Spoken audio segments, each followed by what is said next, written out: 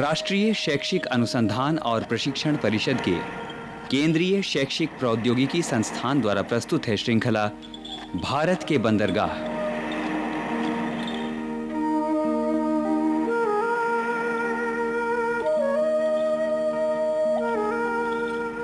इस श्रृंखला में आज प्रस्तुत है कार्यक्रम विशाखापट्टनम बंदरगाह।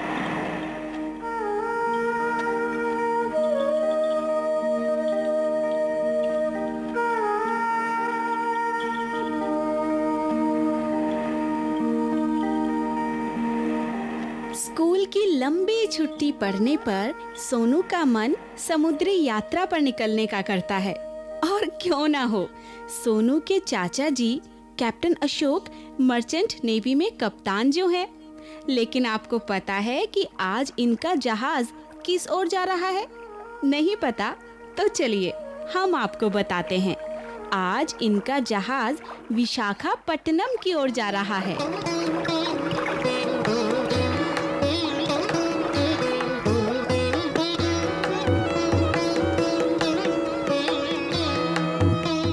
चाचा जी, अब हम कहाँ पहुँचे हैं? सुनो बेटा, अभी हम मोसलीपट्टनम काकीनाडा के पास हैं।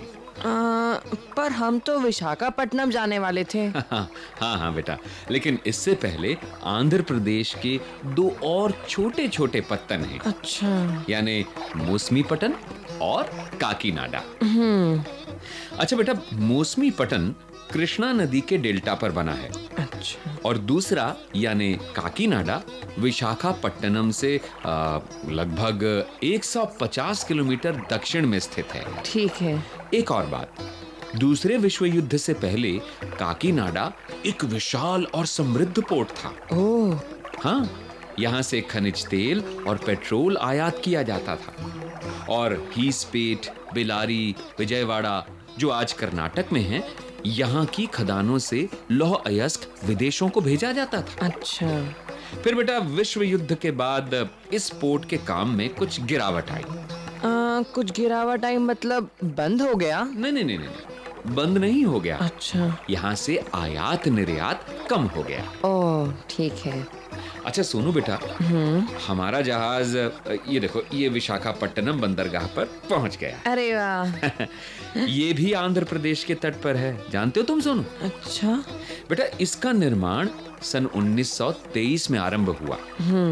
और पहले काफी मात्रा में मिट्टी, गाद और रेत यहाँ से निकाली गई। यहाँ जहाज खड़े करने के लिए कई शेड बनाए गए। अच्छा। फिर सन 1933 में पहली बार ये पत्तन जहाजों के लिए खोला गया। और सन 1936 में इस पोर्ट का प्रबंधन केंद्रीय सरकार करने लगी। और हाँ बेटा, उसके बाद से तो विशाखापट्टनम बड़े बड़े पत्तनों की श्रेणी में आ गया। क्या बात है। हाँ, और आज ये आंध्र प्रदेश राज्य का सबसे बड़ा बंदरगाह है। ये पूरे वर्ष खुला रहता है। तब तो फिर यहाँ जहाज लगातार आते जाते रहते होंगे। हाँ, इसका महत्व तो और भी बढ़ गया बेटा, जब यहाँ शिपयार्ड यानी समुद्री जहाजों को बनाने का कारखाना शुरू हुआ। और तेल शोधक कारखाना भी यहाँ स्थापित हुआ। अच्छा, इसका मतलब विशाखापट्टनम बहुत ही महत्वपूर्ण बंदरगाह है ना चाचा जी? हाँ बेटा। अच्छा, तुम जानते हो ये इतना महत्वपूर्ण बंदरगाह क्यों है? मैं बताता हूँ। यहाँ से जमशेदपुर, राउरकेला जैसे औद्योगिक क्षेत्र बहुत निकट हैं। अच्छा। और भारत के अधिकतर इस्पात के कारखाने इसी क्षेत्र में स्थित हैं। यानी झारखंड, छत्तीसगढ़ और पश्चिम बंगाल राज्य के क्षेत्र में। और यहाँ मैंगनीज, लौह अयस्क और कोयले की बड़ी बड़ी खानें हैं। अच्छा। और तो और चेन्नई कोलकाता रेलवे लाइन पर स्थित है ये बंदरगाह। अच्छा। इतना ही नहीं, इस बंदरगाह को एक सुरक्षित बंदरगाह माना जाता है।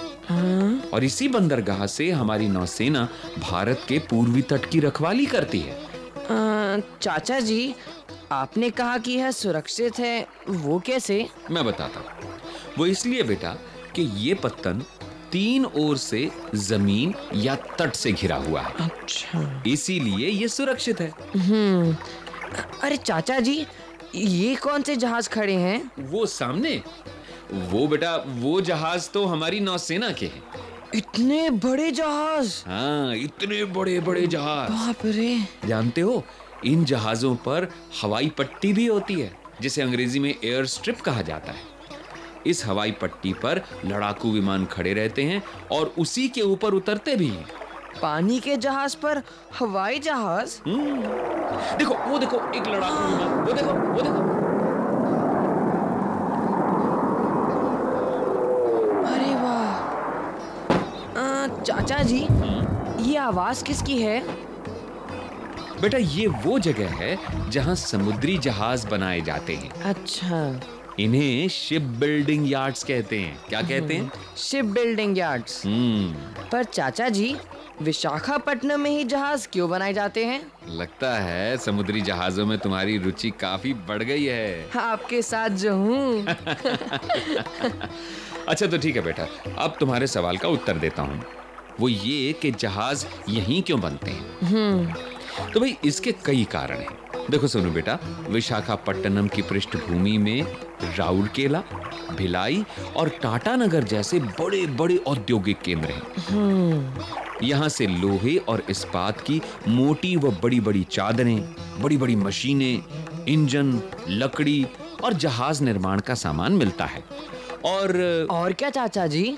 और इस बंदरगाह क्षेत्र में काफी गहराई तक पानी मिलता है। अच्छा। जो जहाज निर्माण के लिए बहुत जरूरी है। और दूसरे, यहाँ पर कुशल श्रमिक भी मिलते हैं। ये पत्तन दक्षिण पूर्व रेलवे द्वारा कोलकाता व चेन्नई से जुड़ा है। अच्छा। जहाज निर्माण से संबंधित मशीनें आसानी से मंगाई जा सकती हैं। और वहाँ क्या हो रहा है? वो वहाँ? हाँ। वहाँ जहाज की मरम्मत हो रही है। अच्छा।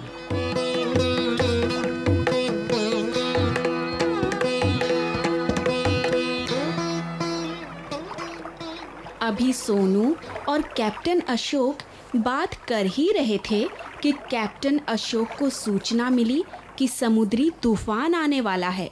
बादल गरज रहे थे, समुद्र का पानी उमड़ रहा था।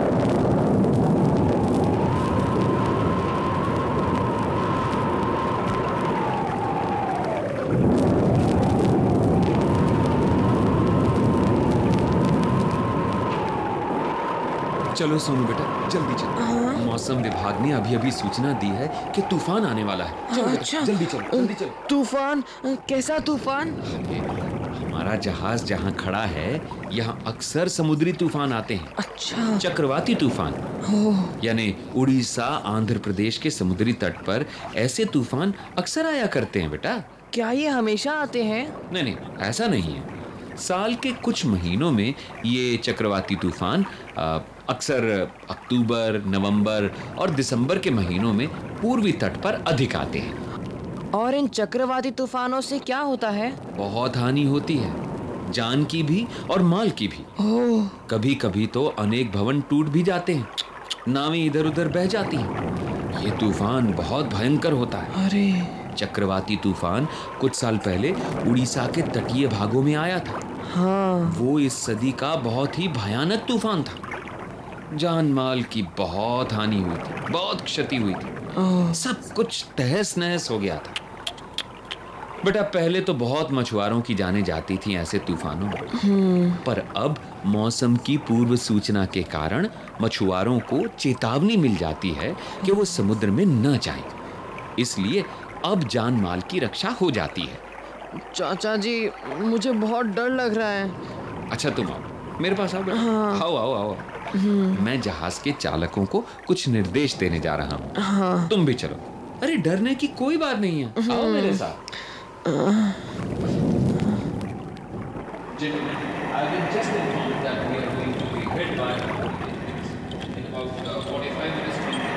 So it is advised to all of you to leave your belongings at the coast and also make sure that we de-chain all the ships and keep them safe in the dock.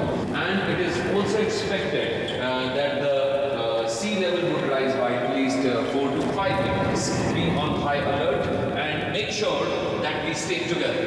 That's it. Thank you very much.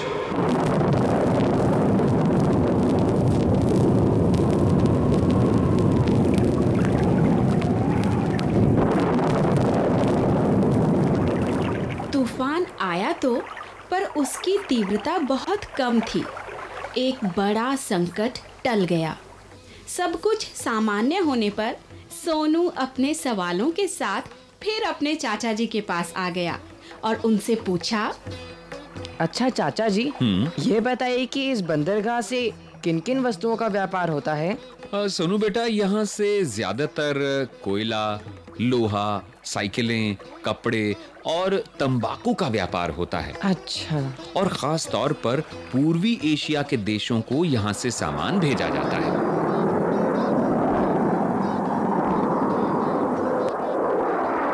अरे ये आवाज कैसी है? ये तो rocket की लग रही है। सुनो बेटा, यहाँ से कुछ दूरी पर एक टापू है। अच्छा। जिसका नाम है श्री हरिकोटा। क्या नाम है? श्री हरिकोटा। हाँ। भारत का अंतरिक्ष कार्यक्रम यहीं से संचालित होता है। अच्छा। हमारी जितनी भी मिसाइलें और सैटेलाइट परीक्षण के लिए छोड़े जाते हैं ना, वो सब के सब श्री हरिकोटा से ही छोड़े जाते हैं। अच्छा, तो चाचा जी मुझे भी ले जाइए ना रॉकेट में। मैं भी चलूंगा।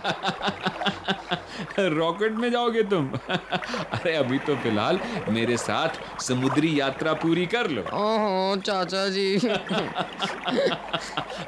पर अगर हिम्मत से काम लोगे तो एक दिन तुम रॉकेट में बैठ के भी जा सकते हो। हिम्मत नहीं हारना कभी।